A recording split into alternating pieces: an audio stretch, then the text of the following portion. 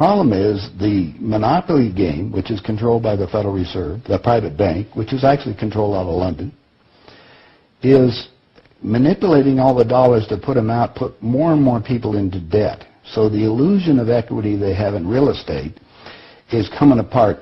The players that are analyzing everything are expecting massive foreclosures next year and the beginning of what we call the recession it's going to be worse than 29. It's your house that you're living in. You think you own it. You don't. Right. You have contractual right to transfer the airspace, subject to you paying taxes to the state. Right. Or the Global 2000 discussions that we had.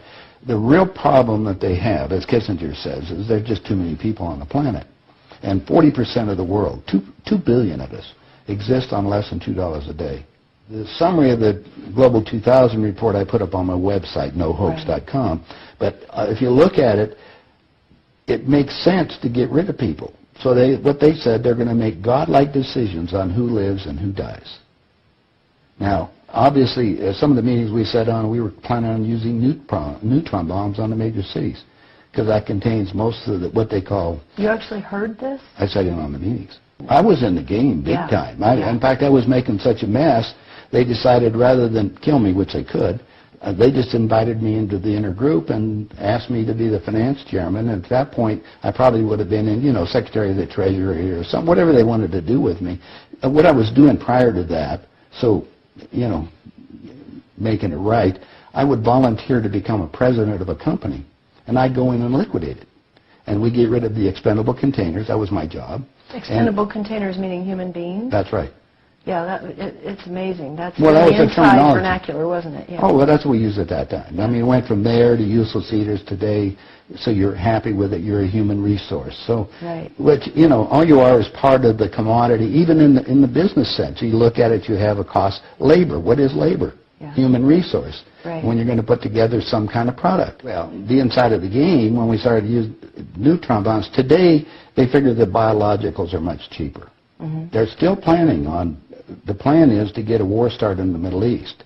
And they're still planning on using a neutron bomb, or one of the bombs that they've got developed on Israel. Mm-hmm. And that's to begin World War III, which is all on the cards. And it's going to happen. They even put a monument up to this whole program. It's called the Georgia Guidestones.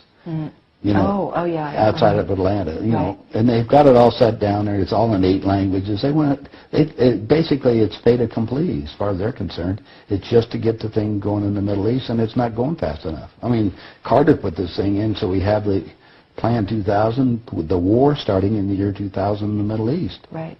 Reduce the population of the planet down to 500 million. Have one world currency under the Homeland Security, or FEMA, if you want to call it. They're going to declare an emergency, which are going to shut down everything. My friends, my CIA associates, I don't even call them friends anymore. CIA is crooks in action. Yeah. They're all professional liars. Yeah. I mean, they got to be if they have that job. Yeah. So you have to look at what they're doing. Anyway, they're so concerned, they're leaving the country too. Most of them are going to Latin America. Meanwhile, they're closing in every day right now, just closing in to make it so we're going to be set up in these enemy prisoner war camps. I published a book. It's called Chaos in America. Mm-hmm.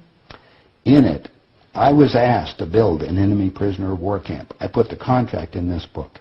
So you can read it for yourself. This is in downtown Las Vegas, right on the railroad tracks.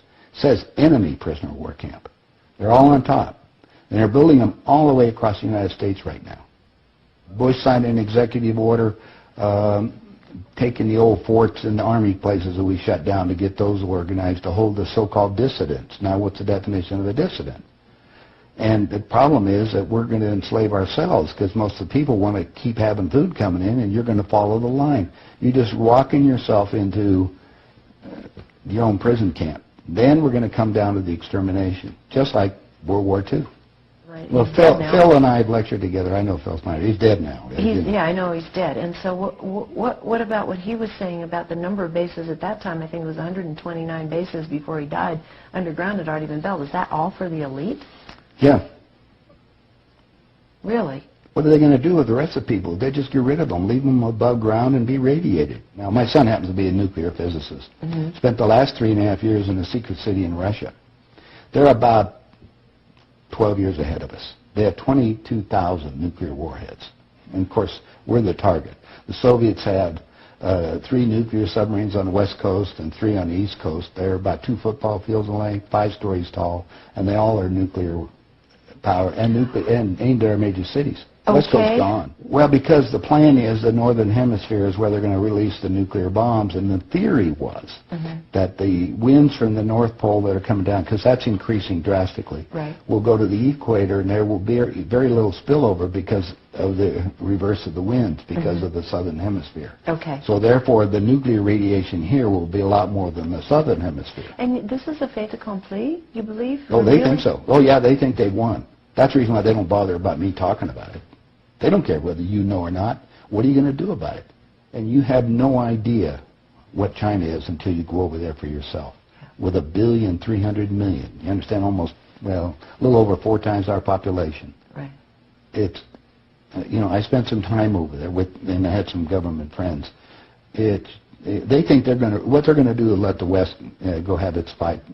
And then they want to clean up. They say it's been 5,000 years. We want to run the world when we get through. And what they're doing? Acquiring all the assets. They figure that Canada and the United States, the property there will, the food growing areas will be enough to take care of their people. And that's what they're looking at. Why are they? I mean, they bought so oil. the U.S. will become a resource. Yeah. Whatever's left of it. Whatever's left of it. Yeah. You seem to be in a unique position to be able to put a fair amount of this together, which is quite interesting. Well, I walked my talk. I played the game. You played the game. You know one level of it. And I know. I used to play around with the world leaders, so I know what they're planning on doing. What change of heart? What happened in you that made you decide to share this information that happens at the inside levels? Well, it come back to a moral situation that happened to me, I think. When I flew to Aspen. I brought my 2 daughters up there so they could go skiing. And when I was invited to this meeting, when I walked into the room, the world leaders were there, and that's when they asked me to be the finance chairman. As they said, we'd like you to be the finance chairman for the next president of the United States. And the first thing I asked is, why me? And they said, well, we owe you a favor. Remember I told you I volunteered to be president of companies as I went down. And then you liquidate, I didn't charge them anything for it. It was just a game. I see. And anyway, that's what they said. So I thought you'd be good on the team, yeah. I'd be good. I'd be a team player. I just did it because it was, another one of these things. So next thing I asked them, I said, well, wait a minute. I just started this $100 million project. And they said, don't worry about it. We'll put it on ice. And I said, okay, who with? And I said, well, you can do that. Then I said the next thing was, who is going to be the next president? Now, this is 2 years before he became president. Right. They said Jimmy Carter. And I said, Jimmy who? They said, well, he's the Democratic governor of Georgia. And I said, I've been voting Republican. And Paul Volcker said, son, don't worry about it. We control them both. Yeah. And I said, well, I got the next question is, what does a finance chairman do? Yeah. I haven't been doing that. I've been playing all this other stuff. They said, will you sit down with Ted? And so I sat over with Ted Kennedy. He's sitting right next to me. And Ted and I are, he's just joking. He says, George, you're going to love this job. You're really good with money. We're going to send you out to all the state Democratic functions to raise money for the National Democratic Party. And he said, you're going to meet some real foxy ladies. And just then, my daughter walked in. Ted looked at her and he says, wow, I want to go to bed with that. I says, no, you don't, Ted. That's my daughter, and she's 14. And his response to me was, I don't care. I was livid. I really didn't know what to do. So it was that moment Well, of wait a that minute. personal insult. That was part of it. Yeah. I got up and I walked across the room. Yeah. I then talked to Pierre Trudeau and his wife, who was the Prime Minister of Canada at that time. And I'm sitting in front of them was a little half cigar box full of white powder. And then I'm looking around the rest of the room. I said, my God, something hit me at that point. If the world leaders have to resort to this, I don't think I want to be part of this thing. I mean, even to the even to the pollution and getting everything else they're talking about, getting rid of all the other people. I mean, I was raised in a packing house and slaughtering animals, and you get to the point where people are just animals at that level. And then I found out a little bit more about the details of the Plan 2000, of the annihilation of the entire planet. I said, I got to stop these people. There's something there. I mean, it's just, they got to be stopped.